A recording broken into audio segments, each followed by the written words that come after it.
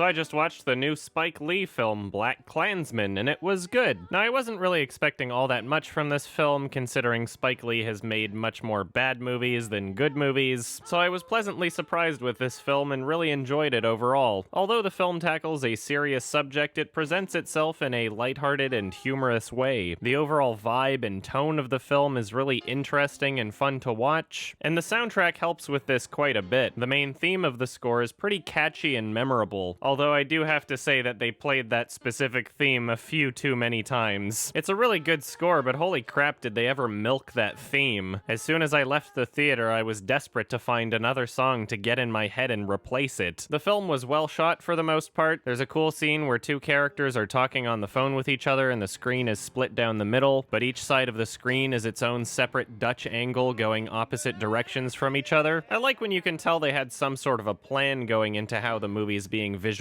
presented. And it's really refreshing to see Spike Lee direct a movie where you can tell he actually gives a shit about it. There's a few movies he's directed where I'm unsure he was even awake during the production, but this is clearly a passion project of his and it really shows. The only part in the movie where I really did not like the visual presentation was a scene with two characters walking over a bridge, and there's just so much fucking glare coming off of the reflection of the railing and the water. Change the angle or film at a different time in the day. And even ignoring that, the shot just looks really thrown together. It's like they made compromises in the filmmaking just to show the location they were in. Like there clearly weren't that many places in the area where they could easily set up a shot from. But the location wasn't really anything special. The characters could have had the same conversation anywhere else and it probably would have looked a lot nicer. I really enjoyed both the characters and the performances in this movie. They were all distinct and interesting and well acted. I do kind of wish we understood more about the main character though. I think the goal was to make him seem mysterious, but he kind of just felt underdeveloped. The majority of the film was pretty fun and well paced, but there were points where it felt as though the story just kind of came to a halt. Somewhere near the end of the second act, everything had already been established and set up. It's incredibly clear where the film is going, but it just takes its sweet ass time to get there. Perhaps this film should have been 2 hours instead of 2 hours and 15 minutes. Anyway, I enjoyed this movie and I don't regret watching it. It's nothing amazing, I'm probably never gonna see it again, but it is worth checking out. And I'm giving this one a 6 out of 10.